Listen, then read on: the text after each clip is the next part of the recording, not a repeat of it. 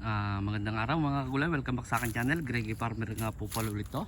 Bari update tayo dito sa ating sitaw mga kagulay. Ayan na siya. Yan, kung makikita nyo, may mga bunga na siya mga kagulay. Ayan. Araw na lang ang bibilangin nito mga kagulay. May ma-harvest na tayo. Ayan. Manipis lang siya mga kagulay, gawa nga ng 0.75 yung yung spacing niya mga kagulay. Ayan, may mga bunga na siya. Yan oh. Yan. Yan, may mga bunga na mga kagulay, marami ding Yan oh.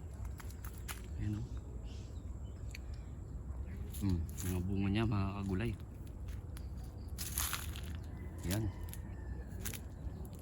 Marami rin siya mga bulaklak dito sa baba pa lang oh. Medyo malinis ang ilalim kasi pinruning ko yan mga kagulay. Pupruning talaga ako. Yan ang mga bunga niya oh. Yan na.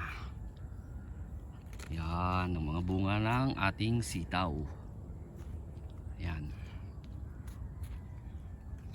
Kukuha lang talaga sa tiyaga mga gulay, kahit sobrang hangin dito ay napag-anuhan naman mga gulay. Pero meron kasing sangga dito na mangga, kaya hindi gano'n, hindi katulad sa Ampalaya talaga na talagang prone sa hangin doon mga kagulay. Marami din siya mga pamulaklakin mga kagulay oh. Yan, mga bulaklak niya. Ayan siya. Tapos yung tataniman ng papasilip ko na rin, nilinisan na rin namin mga gulay, binuot ko na yung palaya dati. Ayan na siya. Yan. I-update ko kayo dyan kapag yung sinasabi ko ng yung nakapat na yung itatanim namin ang palaya dyan mga gulay. Magantay-antay lang kayo mga kagulay, kayo mag-alala at i-update ko rin kayo dyan. Yan, pinakita ko lang sa inyo, nilinis na namin. Saka yung mga damo, makikita nyo naninilaw na siya. Yan, kasi in-sprayan ko na rin yan. Balik tayo dito sa sitaw mga kagulay. Yan, meron ng mga malalaki pwede nang kuhanin ito bukas pang ulam lang, wala namang makasabay yan. Ayan siya, ang ating sitaw. Galain natin. Unti lang itong ating sitaw. Yung 1/4 di pa naubos. Di pa naubos na itanim kasi unti nga lang itong tinanim namin. Ito dapat to inaakyat to mga kagulay para yung bunga niya hindi sumasayad sa lupa. Ayan. May mga pa rin ng gapang pero wala na yan mga kagulay. Ayan. Yung mga sa taas niya wala na. Yan ang ating sitaw. Susunod dun sa okra naman, pero unti lang din yung okra mga gulay, ilang linya lang yun. Unti-unti nga lang ang tanim namin mga gulay, pero pasunod-sunod na talaga. Kaya bukas makalawa siguro tatanim kami ulit dun ng sitaw. Yun, mga 1/4 siguro naman na itatanim namin doon kasi hindi na kami magtatanim ulit ng pepino siguro mga gulay, sitaw lang muna, tsaka okra. Tsaka yun nga ang palaya. Yung sa talong ay hindi muna kami, pas muna kami sa talong. Sa na lang siguro, October na kami magtatanim ng talong mga kagulay. Kumbaga yung pang December na.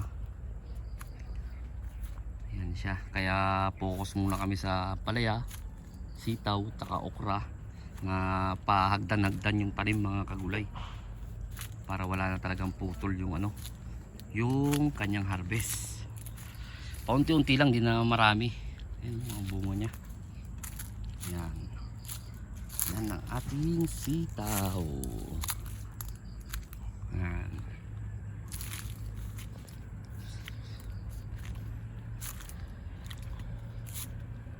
Yan, gagala ko dito sa aking sitawan na kaunti lang.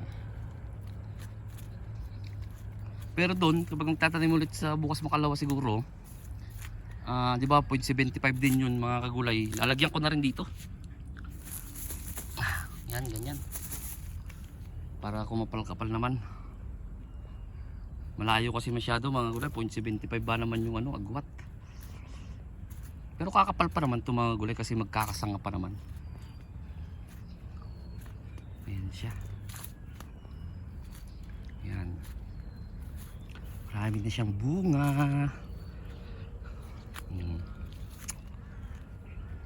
Yan ang update sa ating sitaw.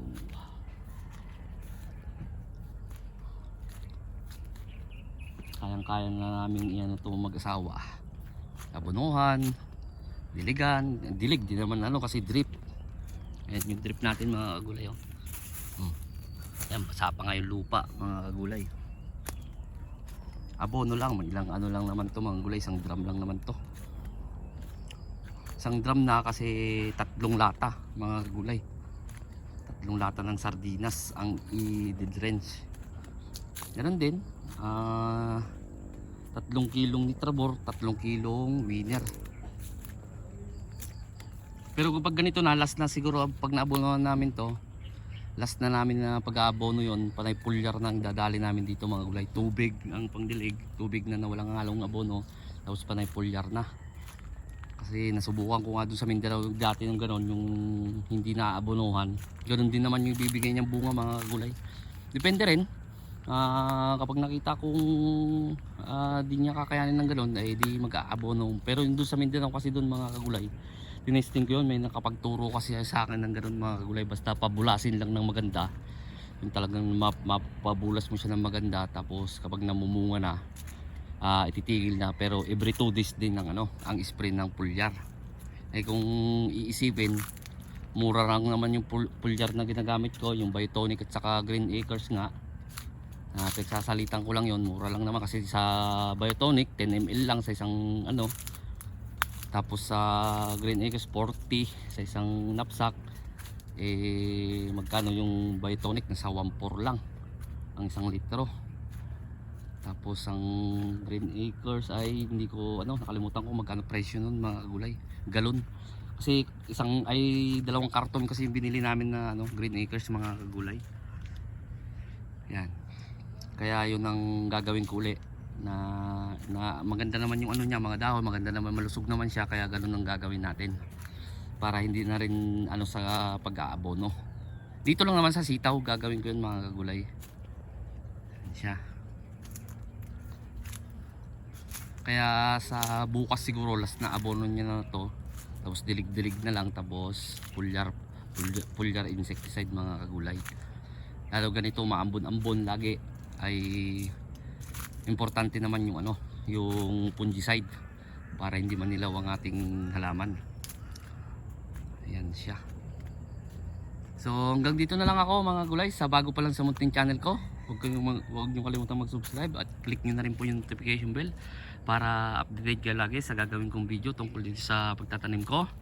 Na yun nga lang, pa unti-unti na lang siya, hindi na siya isang taniman na lang na maramihan mga gulay, kumbaga pasunod-sunod lang siya. Hanggang sa muli mga gulay, ito na yung update ng ating sitaw. God bless po sa ating lahat.